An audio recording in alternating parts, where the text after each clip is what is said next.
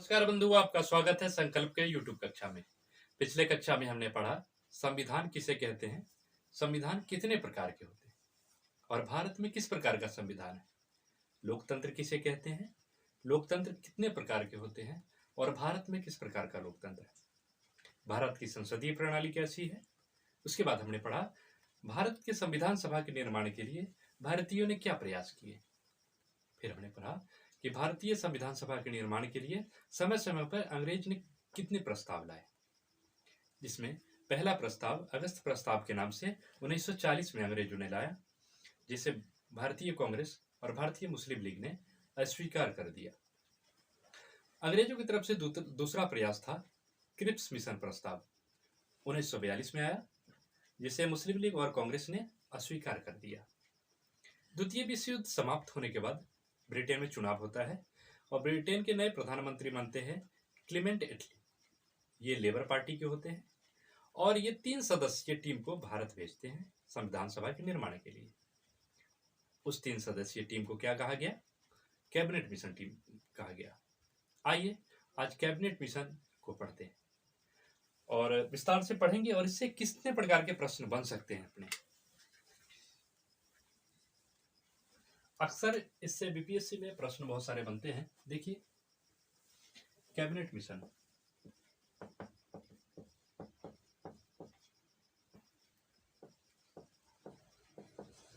Cabinet mission, इसमें 3 सदस्य थे। कैबिनेट मिशन इसे सबसे पहले दिमाग में आएगा, कैबिनेट मिशन क्यों कहा गया। 3 सदस्य थे। आइए सदस्यों को जानते हैं। पहले सदस्य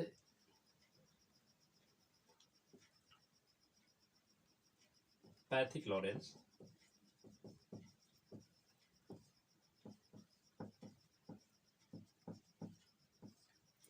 ये उस समय भारत सचिव थे।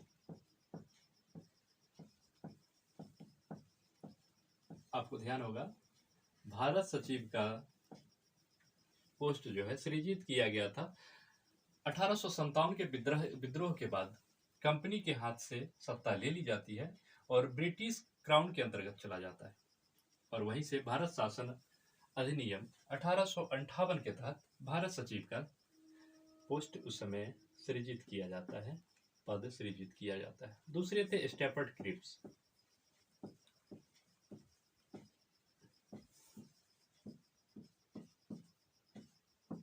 ये व्यापार मंत्री थे।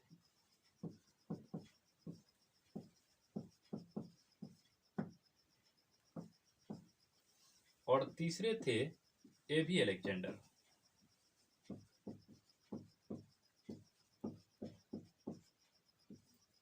और ये नौसेना मंत्री थे।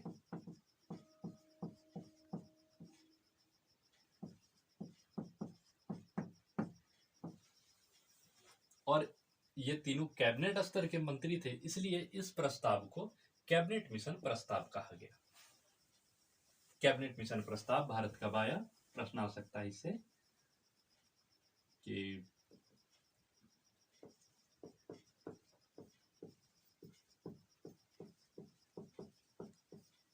तो जब इस प्रकार का प्रश्न आए तो उसका 24 मार्च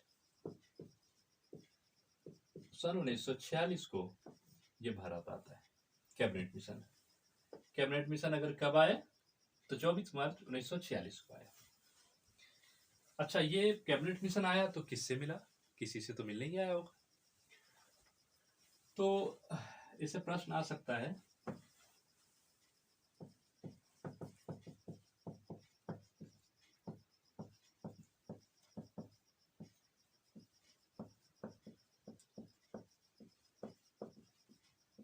आपसे पूछ सकता है कैबिनेट मिशन किससे मिला।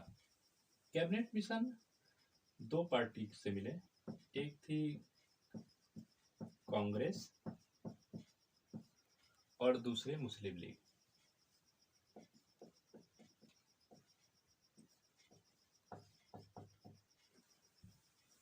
अब प्रश्न बनता है कैबिनेट मुस्लिम लीग और कांग्रेस के किन नेताओं से मिला। तो कांग्रेस के नेता पहले थे अपने सरदार पटेल,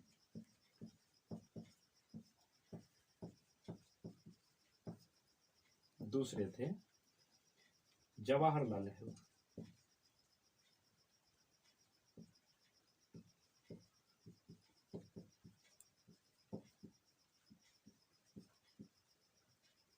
तीसरे अपने नेता थे अबुल कलाम आजाद।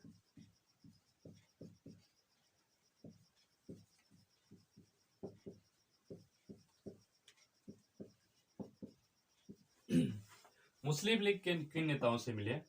लियाकत अली खान,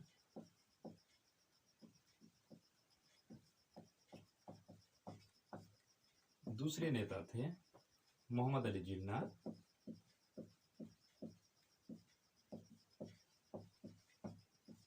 और तीसरे थे नवाब इस्माइल। ये नवाब नाम के ही थे, नवाब इस्माइल।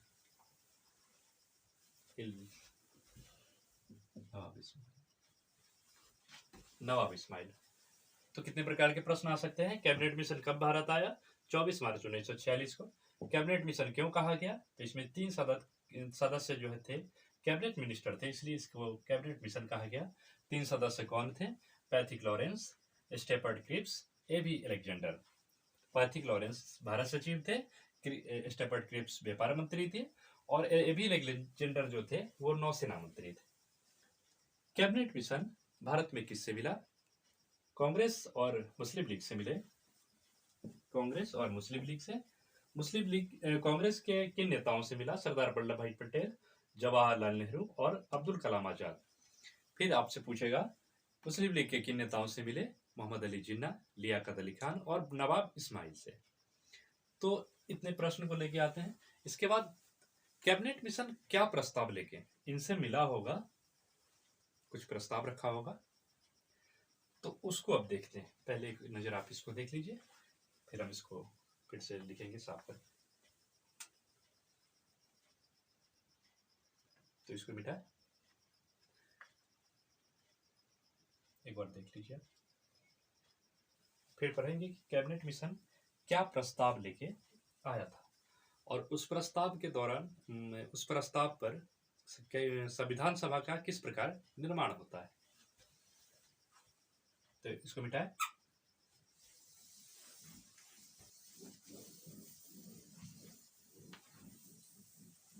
अब देखेंगे कैबिनेट मिशन के क्या प्रस्ताव थे, और उन प्रस्तावों के आधार पे संविधान सभा कैसे गठन किया जाता है। तो आप यहां लिख सकते हैं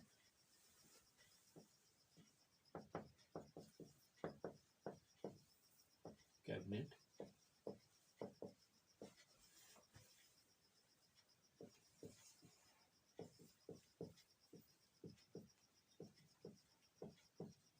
कैबिनेट मिशन की सिफारिशें क्या थी। कैबिनेट मिशन का पहला सिफारिश था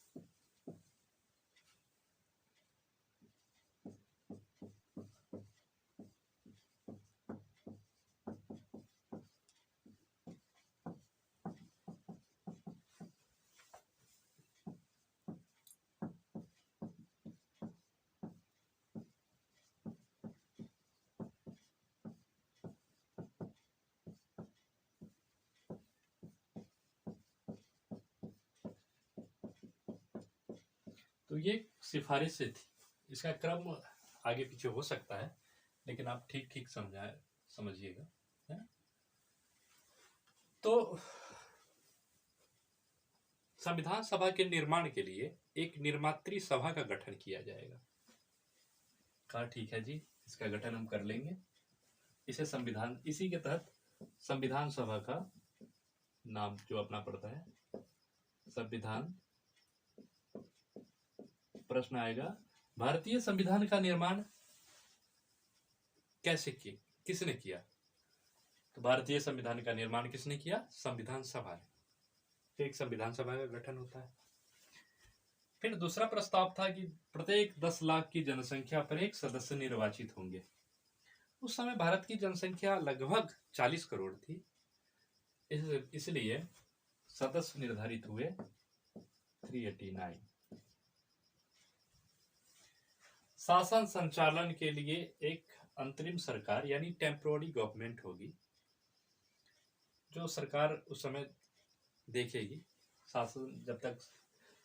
और एक अखिल भारतीय संघ का निर्माण हुआ। यहाँ पे जो है मुस्लिम लीग की जो मांग थी अलग राष्ट्र की, उसको नकार दिया जाता है कि नहीं भाई, एक ही संविधान सभा होगा, एक ही राष्ट्र होगा। तो संविधान सभा के कैबिनेट मिशन के यही सिफारिशें थी और इस पे चुनाव होता है। आगे देश में क्या है कि चुनाव होना है, संविधान सभा का गठन हो गया, गठन होकर संविधान सभा के गठन के लिए चुनाव होगा। तो पहले से एक बार आप देख लीजिए एक नज़र, उसके बाद चुनाव की प्रक्रिया को हम देखते हैं।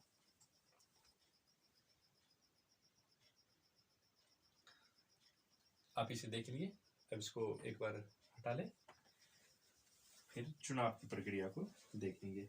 उस समय भारत अलग अलग प्रकार का भारत था। ब्रिटिश प्रांत, चीफ कमिश्नरी क्षेत्र, देसी रियासतें।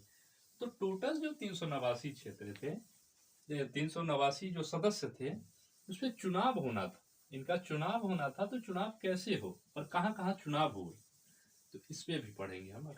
इसको पहले मिटा लेते हैं।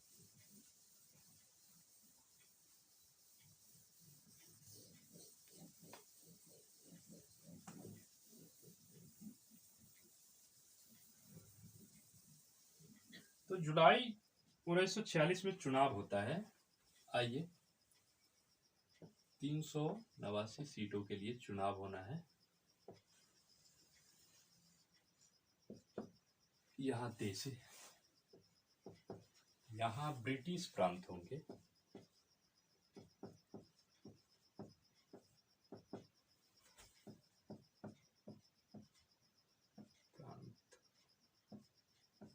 ब्रिटिश प्रांत है। चीफ कमिश्नरी क्षेत्र,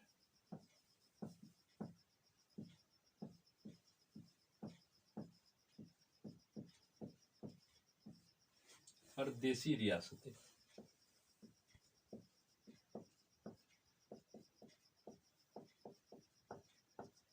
तो जनसंख्या के हिसाब से, जनसंख्या के अनुरूप प्रत्येक 10 लाख के जनसंख्या पर यह सीट आवंटित हुई।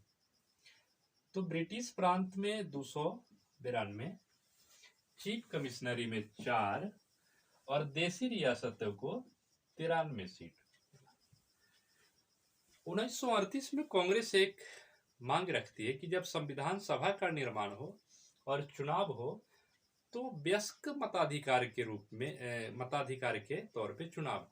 लेकिन उस बात को यहाँ नकार दिया जाता है कि चुनाव इन दोनों जगहों पे होगा। यहाँ तो देसी रियासतें हैं, वो 93 सीटों पर राजा अपने हिसाब से मनोनय करके भेजेंगे, देसी रियासतें अपने तरफ से प्रतिनिधि भेजेगी, तो वहाँ तो चुनाव होगा नहीं, इसलिए संभव नहीं है। तो पूछे जब कैबिनेट मिशन का जो संविधान सभा का चुनाव हुआ, तो अप्रत्यक्ष विधि से प्रांतीय विधानमंडल के लोग उसमें भाग लेते हैं और अप्रत्यक्ष विधि से चुनाव होती है। तो टोटल अगर पूछे कितने सीटों पे चुनाव हुआ, तो 292 और 4 296 सीटों पर चुनाव होता है। आप इसको एक बार ठीक से समझ लीजिए, फिर हम बताते हैं कि आगे चुनाव में कांग्रेस 208 सीटों पे जीतती है, मुस्लिम लीग 73 सीटों पे जीतती है और 15 सीटों पे अन्य दल निर्दलीय वगैरह जीतते हैं। मुस्लिम लीग इस हार से इतने विचलित हो जाते हैं, मानसिक संतुलन खो जाते हैं एक तरह से, कि देश में सांप्रदायिक दंगा तक करा देते हैं। उसका परिणाम क्या होता है आगे वो देखेंगे, पहले से आप समझिए। 292 सीट, तो ये जो सीट थे, अच्छा ब्रिटिश प्रांत पूछते कभी कि ब्रिटिश प्रांत क्या था, चीफ कमिश्नरी क्या था, तो यहाँ बंबई, मद्रास, कलकत्ता और बिहार ये ब्रिटिश प्रांत थे। चीफ कमिश्नरी पूछे बलूचिस्तान, कुर्ग, दिल्ली और अजमेर में बार आते हैं ये। और देसी रियासतें तो उस समय मैसूर, जयपुर ये सब थे, तो इनको देखना है एक बार। मैं ब्रिटिश प्रांत को लिख ही देता हूं, है ना। एक थे बिहार, दूसरा कलकत्ता, तीसरा बंबई,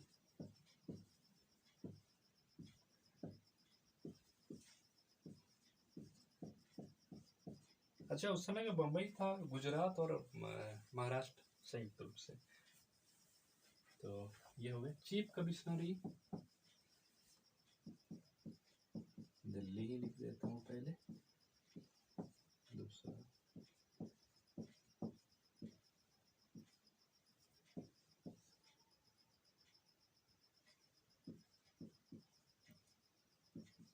बलूचिस्तान का नाम आप बराबर न्यूज़ों में देखते होंगे, सुनने को मिलता होगा, कुर्ग।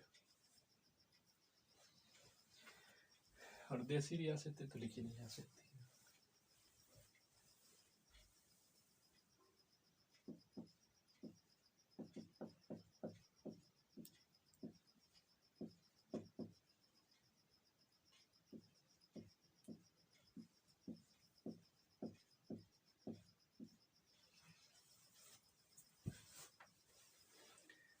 तो इन दोनों सीट, यहाँ पे कांग्रेस कितने सीट पे विजय होते पूछे। कांग्रेस 389 में पूछे, कांग्रेस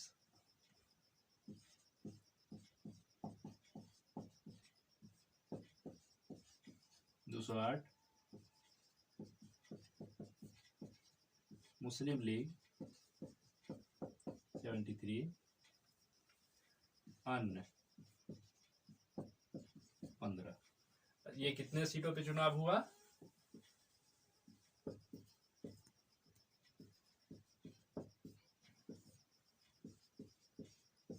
तो 296 सीटों पे चुनाव हुआ, जिसमें कांग्रेस 208 सीटों पर विजय होती है, मुस्लिम लीग 73 सीटों पे और अन्य 15 पे।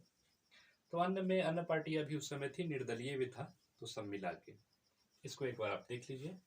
इससे प्रश्न आ सकता है कितने सीटों पे चुनाव हुआ? 389 सीट पे चुनाव होते हैं। ब्रिटिश प्रांत में कितने थे? 292 ब्रिटिश प्रांत में। ब्रिटिश प्रांत कौन कौन थे? बिहार, कलकत्ता, बंबई, मद्रास। चीफ कमिश्नरी क्या था? दिल्ली, अजमेर, बलूचिस्तान, कुर्ग। और देसी रियासतें में यहाँ तो राजा मनोने करके अपने प्रतिनिधियों को भेजे, तो वहां तो चुनाव हुआ ही नहीं।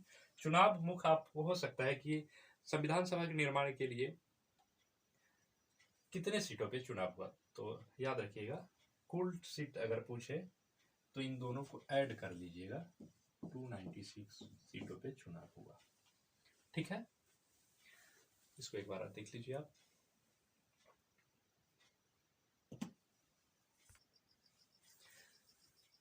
इस हार से मुस्लिम लीग काफी निराश हो गया, और निराश होने के बाद इन्होंने कहा कि अब अंग्रेज हमें अलग राष्ट्र बनाएंगे नहीं, और इन्होंने एक बहुत गंदा तरीका अपनाया।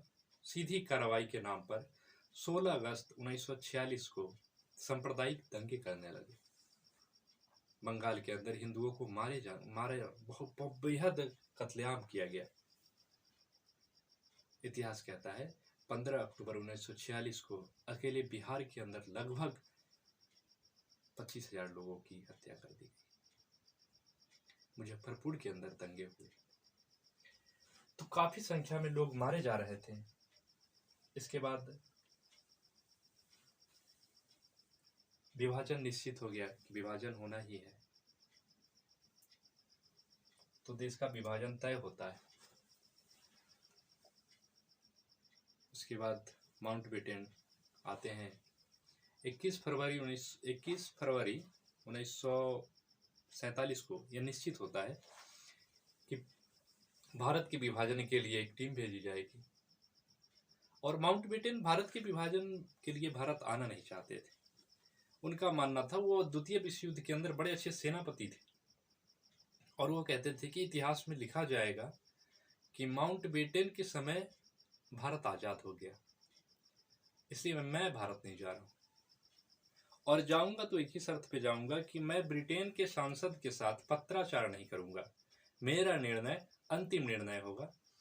तो अगले क्लास में हम माउंटबेटन और भारत के विभाजन के लिए आने वाले टीम को देखेंगे। तो अगली क्लास में फिर मिलते हैं आपको। तब तक वीडियो अच्छा लगे तो सराहना के तौर पे आप जो है कमेंट छोड़ सकते हैं प्यारा सा। यहाँ तक वीडियो देखने के लिए बहुत बहुत आभार। नमस्कार।